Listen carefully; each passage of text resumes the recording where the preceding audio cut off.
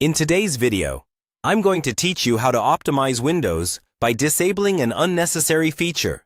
By the end of this walkthrough, you'll know exactly how to turn this feature off safely, why you might want to do it, and how to turn it back on if you ever change your mind. We'll start right from the desktop. First, move your mouse to the bottom left corner of the screen and click on the Start button, or tap the Windows key on your keyboard. In the menu that opens, look for the small gear icon, which is the shortcut to Settings, and click it. This will open the main Windows Settings window, where you can control most of the system behavior. Inside Settings, you'll see several categories like System, Devices, Network, and so on. Here, we want to focus on the category related to system behavior and appearance. Click on the System section.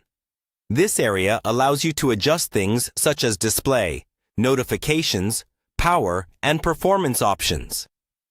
Once you're in the System section, look at the list on the left-hand side. Scroll until you find the area for notifications and actions, or any section that corresponds to the feature you want to turn off. The option we're targeting is a built-in Windows feature that is often enabled by default, but in many cases does little more than consume resources and cause distractions. When you've opened the relevant section, carefully read through the list of switches and checkboxes. Take a moment to understand what each one does. You're looking for the specific feature you no longer need. When you find it, you'll see a toggle switch next to it. To disable it, simply click the switch so that it moves to the off position. Windows will apply the change immediately. There's no need to restart in most cases. Before you close the window, it's a good idea to double-check you've only disabled the intended feature. Quickly scan the list again to make sure nothing else was changed accidentally. If you're unsure whether you should turn something off, leave it enabled. You can always come back later when you've done a bit more research.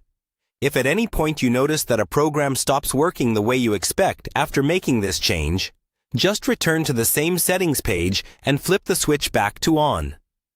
This reversibility is one of the big advantages of adjusting Windows features through the Settings app. Once you're done, simply close the Settings window. You've now optimized Windows a bit by disabling a feature you don't need, which can help reduce distractions and may slightly improve responsiveness on some systems.